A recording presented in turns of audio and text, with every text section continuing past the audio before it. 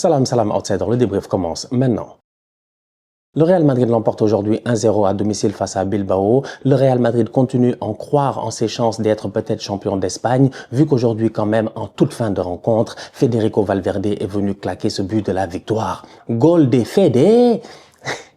Goal de Fede. J'aime trop le speaker du Real. Je sais pas pourquoi. Lui, quand il parle, franchement, ça me fait plaisir. Je sais pas pourquoi. Ça me rappelle les goals de Karim. Les gars criaient Benzema. Et là, c'est Federico Valverde. Federico Valverde qui fait une saison exceptionnelle, une saison extraordinaire, qui est peut-être le joueur aujourd'hui le plus constant au niveau du Real, le joueur sur lequel tu peux compter, le gars qui ne te laisse jamais tomber. Depuis le mois d'août, on est là, on est présent. C'est un Valverde qui n'arrête pas de performer. Je cherche encore une fois cette saison, un moment où je me suis assis et j'ai dit Federico Valverde ne se gère pas. C'est très rare. C'est très très rare. C'est un excellent joueur de football, mais en plus de cela, c'est un joueur de football qui est polyvalent. Valverde, latéral droit, on l'a vu cette saison franchement, plusieurs fois dans des matchs importants, il a été obligé de couvrir Vasquez et de couvrir aussi la blessure de Dani Carvajal. Valverde, milieu de terrain, franchement, vous-même vous le savez, que des top performances, l'intensité qu'il faut. Valverde, milieu droit, ailier droit, on a eu l'occasion de le voir il y a 2 ans lorsqu'il fait cette passe décisive-là. Je pense pour Vinicius en finale de Ligue des Champions face à Liverpool. C'est un joueur complet, c'est un leader en équipe nationale. Franchement, je tiens à le féliciter. Bravo Fede Valverde, parce qu'aujourd'hui, c'est lui qui permet au Real de continuer à y croire. Si jusqu'à présent, il y a suspense en Liga, si jusqu'à présent, il y a un tout petit peu d'espoir au niveau de Madrid, c'est parce que Valverde a claqué une reprise de volée exceptionnelle. Je vous invite à aller voir ce but-là si vous ne l'avez pas vu. Franchement, le but est magnifique. Le contexte du but rend le but encore plus magnifique. On est dans le temps additionnel. Le Real veut marquer un but. Le Real ne veut pas laisser le Barça prendre 7 points d'avance. 7 points d'avance, c'est beaucoup. Il reste pas beaucoup de matchs. Il reste pas beaucoup de matchs en ce moment. Il reste 6 matchs. Il reste moins de matchs que de points. Franchement, 7 points d'avance, c'est trop. Donc, le Real ne peut pas laisser le Barça prendre l'avantage comme ça. Valverde vient. Plein Lucas. Dans un match où Unai Simon est peut-être l'homme du match, je pense. Unai Simon peut être élu, peut-être homme du match. Il a été exceptionnel, Unai Simon. C'est normal. Bilbao, cette semaine, en Europa League, ils devaient jouer leur qualification en demi-finale. D'ailleurs, ils se sont qualifiés. Ils ont mis leur équipe type en Europa League. C'était jeudi soir. Ils sont peut-être un tout petit peu fatigués. Le Real a joué bien avant. Bilbao, aujourd'hui, ils arrivent ce dimanche. Ils jouent face au Real. Au classement, le Real est 2e. Le Real court après le Barça. Mais Bilbao, concrètement parlant, ils ne courent après personne. Ils sont à la 4e place. Les 5 premiers sont qualifiés en Ligue des Champions en Espagne, en sachant que le 6e est à 10 points de Bilbao. Bilbao peut se permettre aujourd'hui de faire tourner face au Real Madrid. Et c'est ce qu'ils ont fait. Ils ont amené plus ou moins une équipe B. Pas de Iñaki Williams au départ du match, pas de 107, Williams est 107, Viviane aussi le défenseur, plein de joueurs en fait très importants qui sont d'habitude titulaires, qui étaient aujourd'hui sur le banc. Il fait tourner un tout petit peu notre ami Ernesto Valverde. Son équipe passe son temps pendant 90 minutes à défendre, à jouer le contre. Même pas forcément le contre, ils ont joué plutôt des longs ballons. Ils ont même pas essayé forcément de jouer le contre dans le jeu. Ils sont vraiment venus défendre à Bernabéu, essayer d'aller chercher un point tranquille. Je pense que sur le calendrier, c'est un match qu'ils peuvent se permettre de sacrifier pour reposer un tout petit peu les organismes au niveau de Bilbao. Ils ont une demi-finale d'Europa League, ce qui est important pour eux à jouer dans quelques jours et dans quelques semaines, si je ne m'abuse. Donc du coup, c'est normal. Tu viens à Bernabéu, tu joues pas réellement. T'as pas l'intensité que tu as d'habitude à San Mamés. On a l'habitude de voir des matchs de fou avec le Barça, avec le Real, à San Mamés.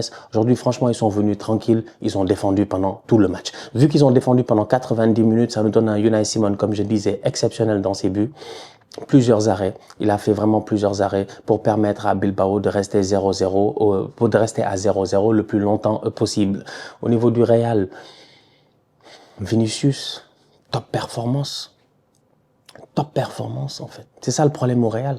C'est que le Real, tu n'es jamais à la fin du match posé en te disant est-ce que collectivement parlant, ils ont fait un match exceptionnel? Est-ce que c'est toute l'équipe du Real qui a bien joué? Est-ce que tu as vu des phases de jeu qui t'ont bluffé? C'est pas ça en fait. Je suis désolé, malheureusement, c'est pas ça. Encore une fois, qu'on le veuille ou non, ces derniers temps sous Carlo Ancelotti, c'est une question de d'individualité. C'est Vini, aujourd'hui, il a dribblé le numéro 2, là, comment il s'appelle? Goro Zabel. Non, Goro Zabel, on l'a dribblé comme on n'a jamais dribblé quelqu'un. Mais Goro Zabel, franchement, il a failli mourir. Non, sincèrement, j'ai eu pitié de lui à un moment donné. Il a tout pris.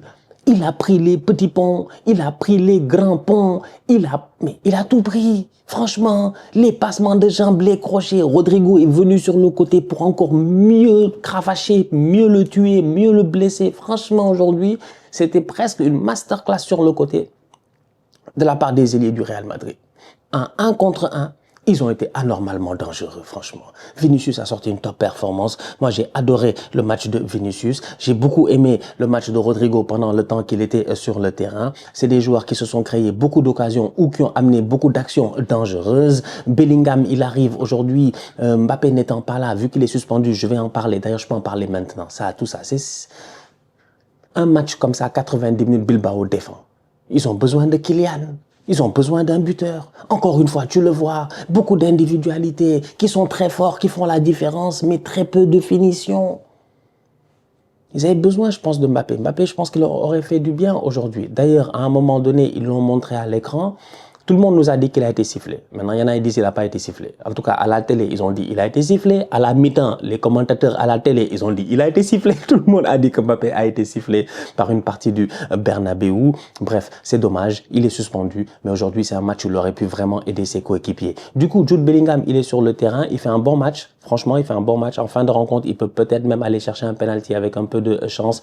T'as un but du Real qui est annulé aussi à cause d'un offside de Hendrick, de rien du tout. C'est Hendrick, Bobby Charlton. On l'appelle Bobby Charlton, vous-même vous savez, hein, en l'honneur de l'ancien tonton Bobby Charlton, puisque Hendrick a dit que Charlton c'est son idole. Hendrick est venu avec ses grosses chaussures, pointure, je ne sais pas, 14, 15, US, 47, 48. France, 49, je ne sais pas.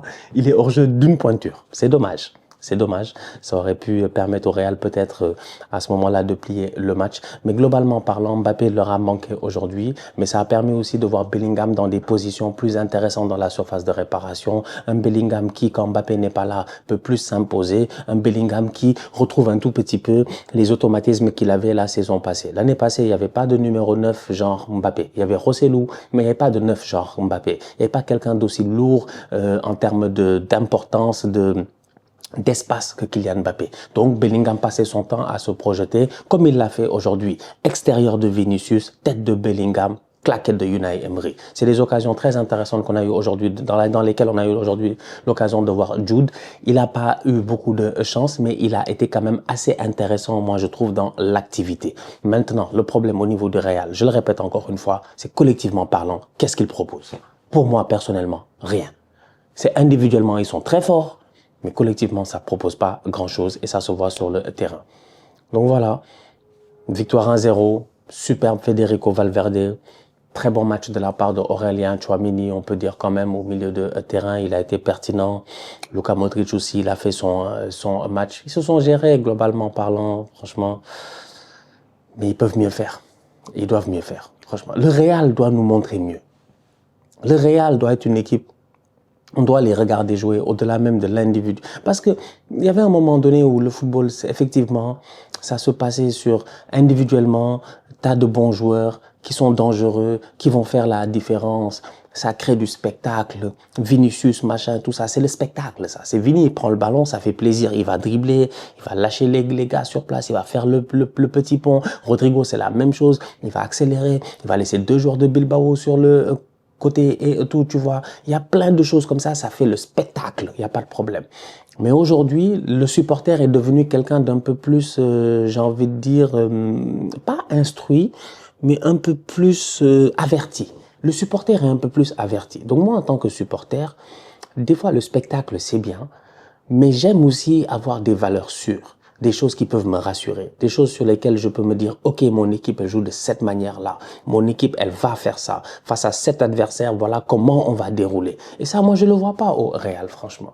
Donc beaucoup de respect pour les fans du Real, vous êtes nombreux, vous êtes très très nombreux, vous êtes un grand club, on discute pas avec vous en termes de Ligue des Champions, de tout cela, mais n'empêche aujourd'hui, sincèrement, cette saison, ils ont un classico à jouer dans sur une semaine, finale de Copa del Rey face au Barça, ça c'est une équipe qui joue au football, il va falloir que les Madrilènes se transcendent.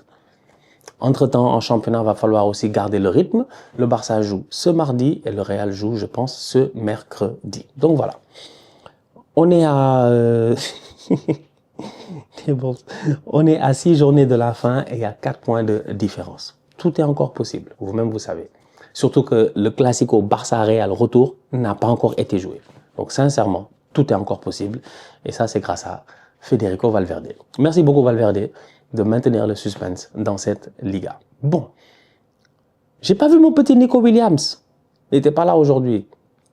Peut-être qu'il aurait fatigué un peu cette équipe du Real un peu plus. Mais bon, Bilbao n'est pas venu jouer. Valverde, je pense que ce match-là, il s'en foutait un peu. Il n'était pas venu chercher les 3 points. La famille, on se capte très bientôt pour une nouvelle vidéo. D'ici là, on continue à liker, on continue à partager. On s'abonne, on s'abonne, on s'abonne. On est ensemble, on reste en santé. Toujours le plus important. Southsider.